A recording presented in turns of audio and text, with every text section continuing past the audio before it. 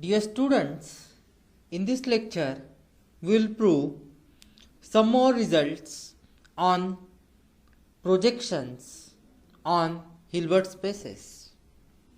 Let us see the first result in this lecture. Let T be an operator on H and M be a closed linear subspace of H. So, T from H to H is linear and it is bounded. Further, M is closed linear subspace of H. M is closed linear subspace of H. Then we have to prove the result that M is invariant under T if and only if Tp is equal to Ptp, that is T composition P equals to P composition T composition P. So we will prove this. So first part, let M be invariant under T.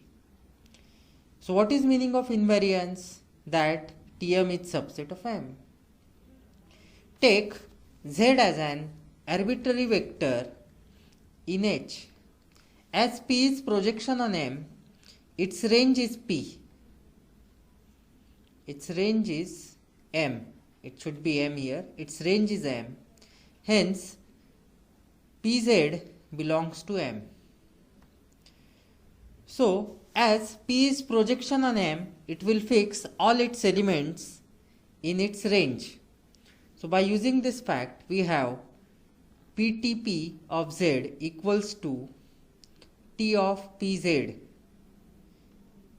because Pz belongs to M.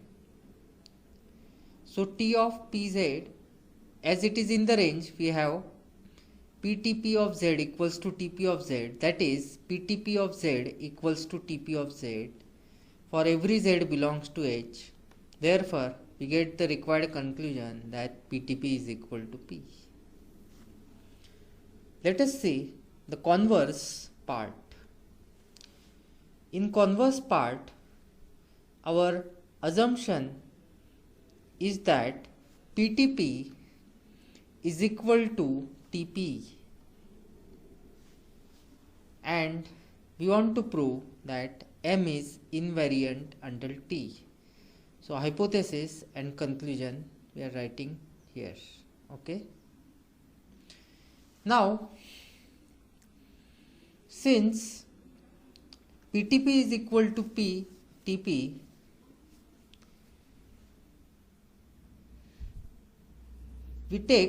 we begin the proof of converse part by taking a vector W in Tm. Then there is a W dash in M such that W is equal to Tw dash. So consider W is equal to Tw dash. This implies as W dash belongs to M and P is projection, we have Pw dash is equal to W dash. So with this we have this. Now Tpw dash equals to, here this fact is getting utilized. Okay. So this is equal to Tpw dash, which is equal to Tp, by hypothesis Tp is equal to Ptp. So we can write using this fact. So Tpw dash is equal to Ptpw dash, and that we can write as Ptpw dash. This implies that W is in the range of P, which is M. So thus what we proved, that if W belongs to M,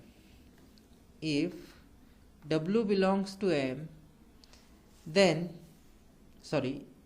what we proved is this: if W belongs to Tm, then W belongs to M.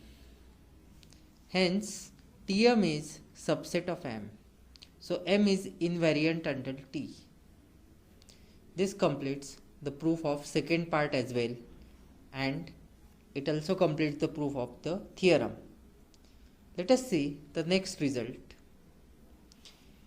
If P is the projection on a closed linear subspace M of H, then we have to prove M reduces an operator T if and only if Tp is equal to Pt.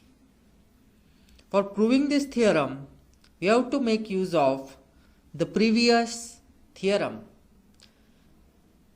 First part, the hypothesis in first part is M reduces T.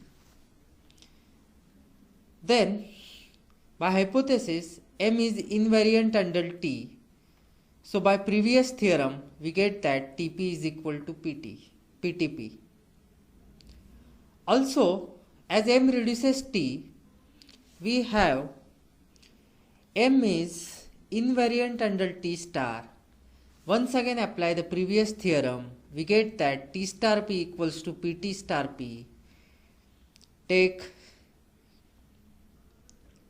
conjugate, take adjoint, what we obtain is T star P star equals to Pt star P star.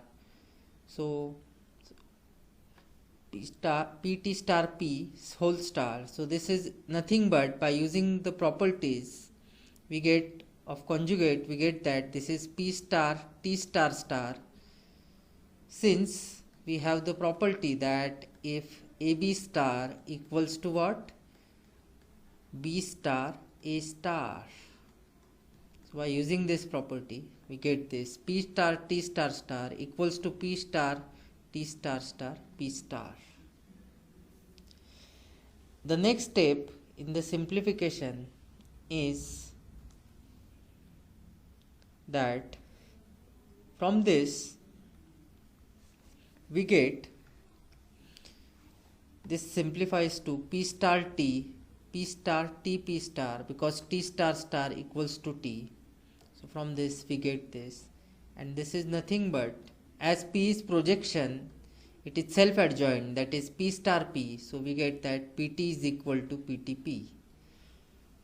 Thus Tp is equal to Ptp. This is what we proved in 6th, and we proved that Pt also equals to Ptp.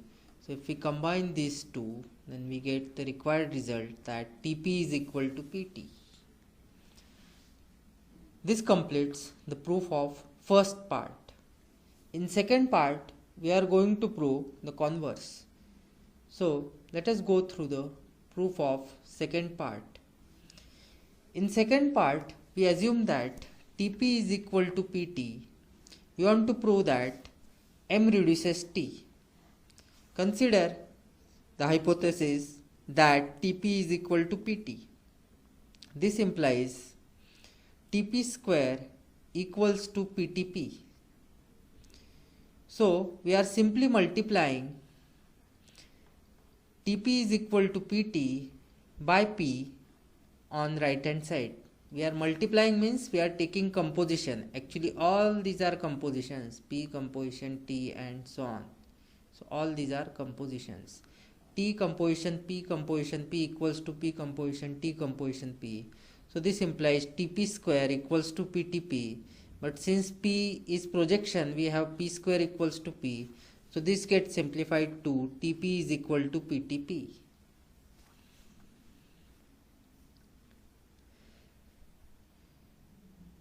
Now Tp is equal to Ptp. This implies that M is invariant under T by using previous theorem. We get that M is invariant under T. Also Tp is equal to Pt. Again multiply this equation Tp is equal to Pt by P. So we get Ptp equals to Ppt, that is Ptp equals to P square T. Since P is projection, P square equals to P. So this gives that Ptp is equal to Pt. So PTP star equals to PT star, that equals to P star T star P, which equals to T star P star. As P star is projection, it is self-adjoint. So P star equals to P. So this gives that PT star P equals to T star P with this, and thus M is invariant under T star. In other words, we have proved that M reduces T. M reduces T. So with this, we have completed second part of the proof as well. Let us see the next theorem.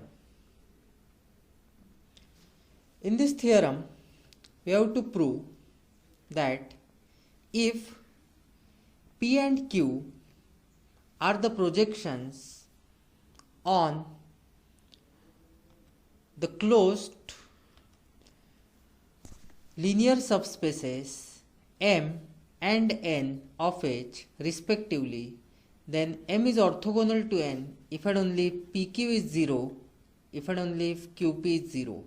So PQ is actually P composition Q and QP is actually Q composition P. Here P and Q are projections on closed linear subspaces M and N of H. So both M and N are closed linear subspaces of H. So first part, if PQ is equal to 0, then on taking adjoint, we get that PQ star equals to 0 star. We have seen the properties of adjoint. So this is Q star P star.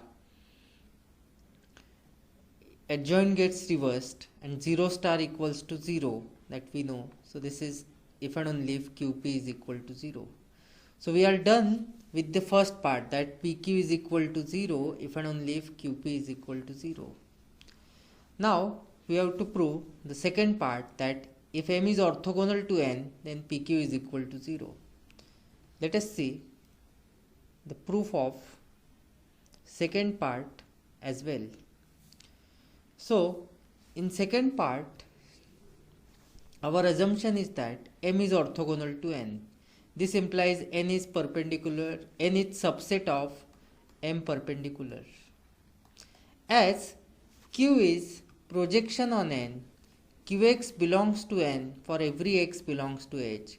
So Qx belongs to M perpendicular for every x belongs to H. Therefore, PQx is equal to 0 for every x belongs to H. This implies PQx is equal to 0 and this implies PQ is equal to 0. Thus we proved that if M is orthogonal to N, then PQ is equal to 0. We are done with second part, but third part is left, where we have to prove the converse of this result, that if PQ is equal to 0, then M is orthogonal to N. So that we will see.